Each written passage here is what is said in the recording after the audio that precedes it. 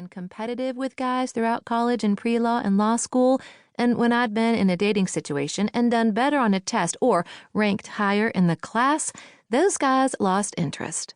They'd shown their fragile egos when it came to being beaten by a girl they were dating. I'd decided then that it wasn't worth getting involved with a man who was so easily put off by my success. I don't think my lack of boyfriends had anything to do with my looks because I noticed that men were attracted to me, initially anyway. The problem was finding a strong man who was my equal and had no problem with my ambition and perfectionist tendencies. Right now, dating wasn't at the top of my list, though. That made life a lot easier. That's what I told myself anyway. I knew my family would be thrilled to have me home while I figured out what to do next. I was pretty good at being independent, but with a family like mine, it was easier to come on home and accept the well-meaning advice, delicious meals, and let them bless my heart as often as they felt the need. In the meantime, did Cypress Bayou really need another lawyer? They were neck-high in them, it seemed, so I had my work cut out for me in my employment search. As I climbed in my car and waved at my parents, who'd been kind enough to help me move my things, I received a text. I didn't recognize the number. "Hey, Carly. I heard you were back in town and looking for work. Let's meet and talk. This is Tantor, in case you wondered." I stared at the text, with punctuation, and my stomach did some funny flips.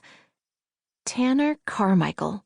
He'd been my secret crush, my childhood addiction. I'd been in braces with zits when he'd dated the homecoming queen, but my one-sided love for him had been fierce and true, or so I'd believed at the time. He was my older sister's boyfriend's older brother, so when I said earlier that I'd never been in love, Tantor was the exception.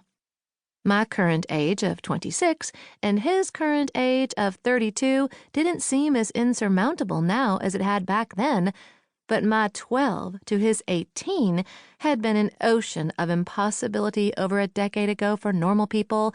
Not that we were normal because of our family connection, but now he was my sister's brother-in-law. We were family-ish. I responded, "Hi, Tantor. Thanks for reaching out. I'd love to meet." I was cool but interested. No signs of a hormonal crush there. Tantor was a local attorney. He really could help me. The dots waved at me as I waited. Him. "I get out of court at 5 today. How about a beer and oysters at Mother's at 5:30? Mother's Oyster Bar was a dive right on Front Street. Nothing fancy, but the beers were cold and the seafood fresh. It was a local favorite. Me. "I'll see you there." The 16-year-old me would have just died. But hey, I was a grown woman now. I'd been around. I'd even been around Tantor without making an idiot of myself countless times, because his brother and my sister were married to each other and it was required. My girlfriends, Jo and Sue, would have so much to say about Tantor's texting me, but I hadn't yet let them know I was back home to stay. Jo was a paramedic in town. She was a lesbian and currently not in a relationship. She'd gone through some extremely rough times during our high school years and beyond. Her sexuality was never in question, but living here in Cypress Bayou, well, that made it hard for her. Her parents made it hard, too. Jo was such a deeply nice person and hadn't deserved the small-minded responses that had hurt her so badly. I could empathize to some degree, but I'd never know what going through that was like as a teen and young woman. I'd been different, too, but in a more socially acceptable sense for this small town.